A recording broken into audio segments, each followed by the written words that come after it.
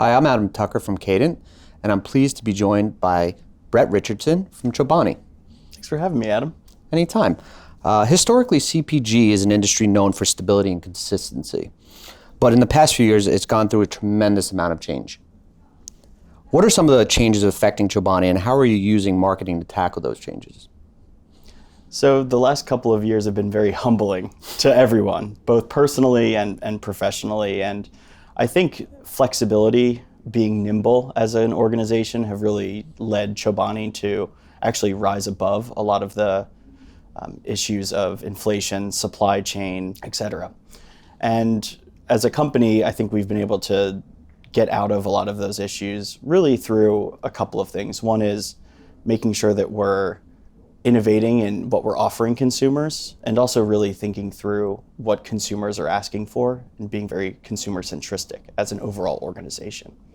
A good example of that is we have been valuing up our pack sizes across all of our various products, yogurt, oat milk, et cetera, to offer additional value to consumers as their wallets have been tightened in this hard time. And as a marketing team, we are really concerned about and really interested in allowing benefits and our company morals, our trust aspects to really shine through. So ultimately thinking through ways to communicate that Chobani is a brand that they already know and can trust during these hard times, that Chobani is providing value, not just with a great price point, but also a premium product. And also thinking through really smart ways to leverage things like promotions and offers to move units at the right times, and ultimately add a little extra benefit to our consumers. Love it, and we do personally use Chobani, so we do love the Always products. love to hear that. There's also been a growing demand for non-dairy alternatives. How is Chobani adapting to shifting consumer behaviors? So as we think about Chobani being a consumer-centristic organization, we ultimately want to offer our consumers a variety of products that meet against their different functional benefits that they're looking for. So as a traditionally dairy company, we've recognized over the past 10 years or so that non-dairy offerings are certainly being called for and requested from our fans and from people who have yet to engage with us. We look at functional benefits also through a few other different ways, such as the additions of protein into our products or the subtraction of things like sugar or fat content. All of that to really hopefully develop a portfolio that allows us to be talking to different people in different areas of the grocery store, both online and in store. And the non-dairy space, as you know, as everyone knows in America, has really blossomed to the point where us as a company recognize that the non-dairy milk space specifically was really ripe for innovation, hence why we rolled out our oat milk product a few years ago, which has seen tremendous success and has a bunch of loyal fans that are enjoying it throughout their day. Yeah, that's great. In terms of media mix, what channels have proven to be the most impactful for your marketing initiatives?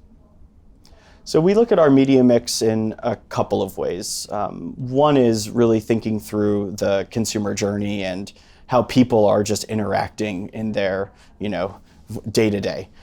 So very much so leaning into moments, an on-the-go mindset versus an at-home and relaxed, leaned-back environment, for instance, and thinking through those different channels that really help to bring to life our messaging, our vision, and also our creative. So a good example of that is thinking through the smart ways of using CTV throughout the day, perhaps day parting, to ultimately show our messages when people are thinking about their breakfast or thinking about their coffee moments in the mornings.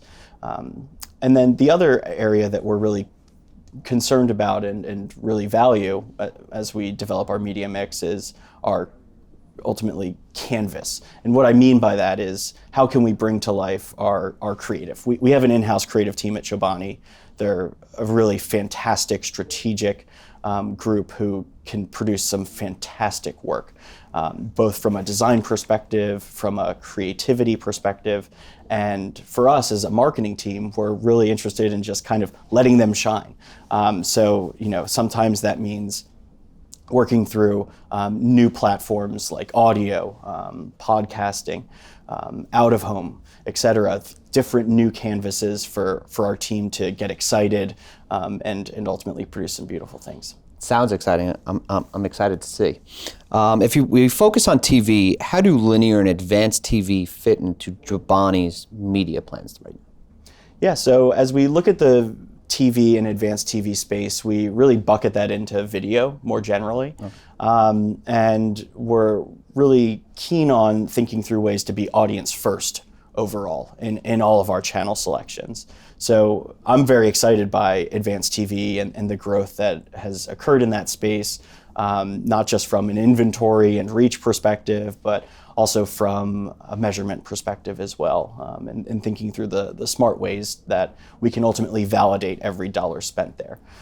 We've leaned out of linear TV to a certain degree over the past couple of years, as we as an organization have tried to go younger in our audience, and ultimately who we're speaking to through our marketing. So linear does have its place still, certainly. As, we want to recognize that the majority of people buying our products do tend to be still linear TV consumers and watchers.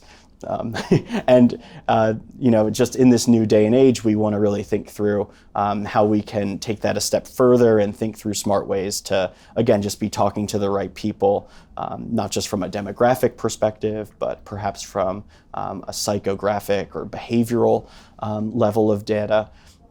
And ultimately, again, just make sure that our creative team has that kind of canvas and ability to tell a message, whether it be in a 6-second ad, a 15-second ad, or a 30-second ad.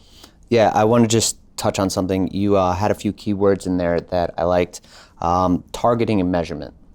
What KPIs are a priority for Chobani these days?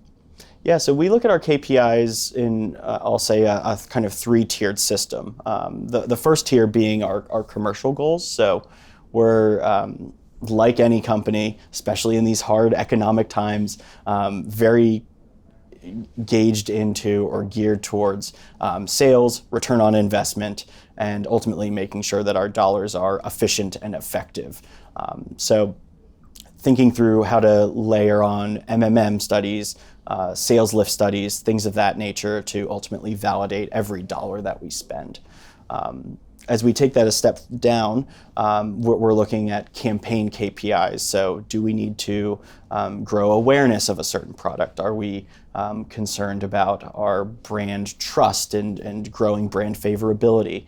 And really based on how we're trying to bring to life a certain campaign, we'll take a step down and look at brand lift studies, our brand health tracker, for instance, and perhaps other more attitudinal focused ways to validate a campaign success. And then as we think about in-flight optimization metrics and ultimately what we can track in the moment for every dollar spent, we're really looking at, I'll say, quality metrics. And what I mean by that are things like hover rate, audio invisible upon completion, scroll rate, viewability, metrics that we can get through third parties that ultimately allow us to show that we're spending not just at scale, but also in a quality way. Perfect. Thinking about 2023 and beyond, what marketing tactics, channels, creatives are you leaning on and why? So we as a company are, in the CPG space, very fascinated by and very engaged with retail media networks, and ultimately looking at the different offerings that are coming into focus every day across our various key retailers. So retail media continues to be a space that we're leaning into as a company. We're really focused on thinking through ways to influence both our current buyers of Chobani products, but also bringing in new category buyers to the Chobani brands. And the other area that I think we're really excited by is some of the video offerings that are coming into play. specifically with advanced targeting layered on. So CTV continues to be a space that we're continuing to lean on more and over-invest perhaps as we recognize that it provides us a great feedback loop in the moment and post-campaign. And we're also thinking through other ways to utilize partnerships as well across things like social channels and audio, for instance, that allow us to kind of use our brand's equity and merge that with a like-minded company or individual or creator in some cases. Love that, and I love the social aspect of it. I just want to thank you for coming here today, and we really appreciate the time that you've taken for us. Yeah, likewise. It's really nice to hang out with you, Adam. Thank you.